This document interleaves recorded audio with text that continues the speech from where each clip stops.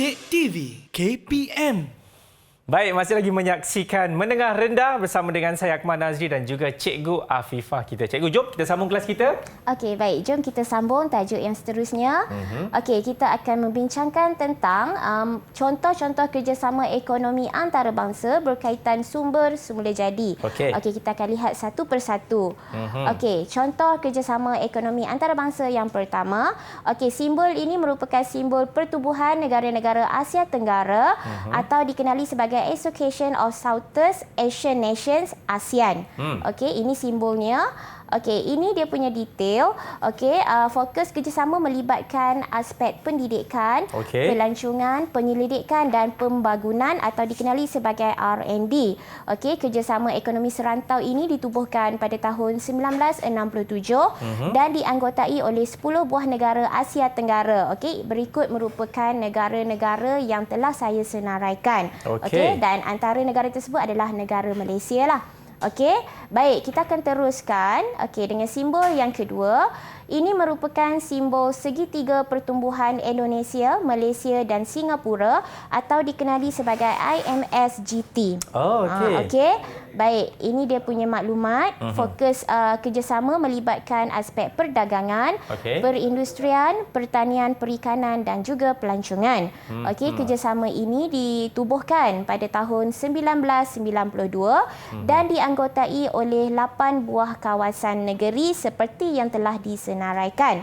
Okey, dan untuk makluman, negeri-negeri ini ataupun kita kata kawasan-kawasan ini melibatkan kawasan-kawasan di dalam negara Indonesia, Malaysia dan juga Singapura. Okey, baik. Untuk yang seterusnya merupakan segitiga pertumbuhan Indonesia, Malaysia dan juga Thailand. Okey, atau dikenali sebagai IMTGT. Okey, ini maklumatnya. Fokus kerjasama melibatkan aspek pertanian, pelancongan, produk halal dan juga perkhidmatan.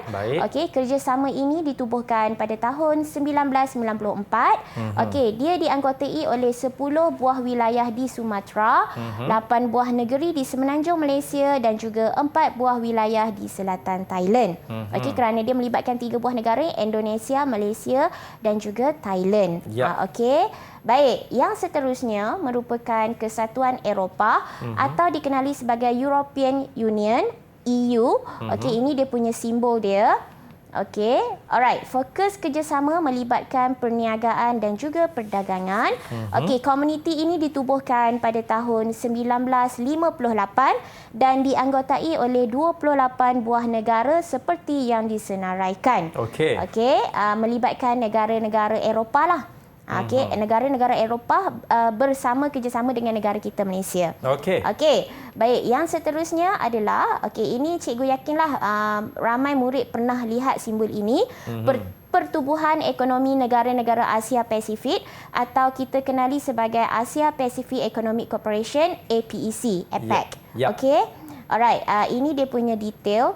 Fokus kerjasama melibatkan perniagaan dan perdagangan. Okey, kerjasama ini ditubuhkan pada tahun 1989 dan dianggotai oleh 21 buah negara seperti yang disenaraikan termasuk negara Malaysia. Okey.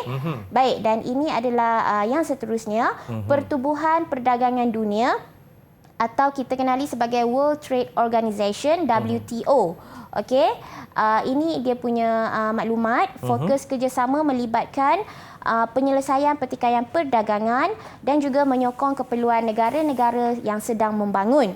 Kerjasama ini ditubuhkan pada tahun 1995 dan melibatkan 654 buah negara di seluruh dunia seperti yang disenaraikan. Okey, baik. Okey, ini adalah tujuan kenapa kita perlu buat kerjasama ekonomi antara negara. Ini yang kita nak tahu, cikgu. Ini tujuannya. Okey, terdapat 6 tujuan utama.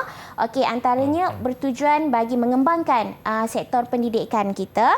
Okey, yang kedua adalah untuk penyelidikan dan juga pembangunan. Yang ketiga, sokongan kepada negara-negara membangun. Okey, negara-negara maju membantu negara-negara membangun untuk maju bersama. Okey, dan yang seterusnya semestinya bagi jaringan ekonomi, pelaburan dan juga aktiviti perdagangan. Okey. Baiklah, seterusnya.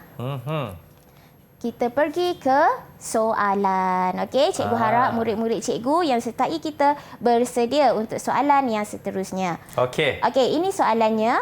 Nyatakan kerjasama ekonomi antarabangsa berdasarkan contoh simbol yang ditunjukkan. Okey. Okey, ini simbol.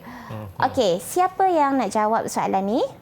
Fahamkan Ada yang nak mencuba? betul-betul dulu simbol dia. Okey, kita ada Hidayah. Okey, Hidayah nak cuba jawab. Cuba Hidayah. Simbol yang pertama dikenali sebagai pertubuhan ekonomi negara-negara Asia Pasifik ataupun dikenali sebagai Asia Pacific Economic Cooperation. Simbol yang kedua, pertubuhan negara-negara Asia Tenggara ataupun dikenali sebagai Association of Southeast Asian Nations. Betul tak cikgu? Okey, wah, dia punya lancar. sebut association tu cikgu. Wah, kan? Sedap lah. Boleh sebut lagi sekali ke? Okay. Okey, mari kita lihat jawapan Hidayah betul ataupun salah. Okey, kita lihat jawapannya. Okey, ini jawapannya. Betul Hidayah? Tahniah, cikgu bagi 1 bintang untuk Hidayah. Okey. Yang pertama adalah pertubuhan ekonomi negara-negara Asia Pasifik dan yang kedua adalah pertubuhan negara-negara Asia Tenggara, ASEAN. Okey. Itu dia cikgu nampaknya Hidayah pun berikan 100% fokus sama seperti kawannya Khairil tadi. Yang mana dia fahamkan setiap logo tu apa fungsinya cikgu, betul? Betul. Okey, baik, kita nak berdiri sekali lagi kepada murid semua. Jangan kemudian selepas ini kita akan kembali dalam Menengah Rendah.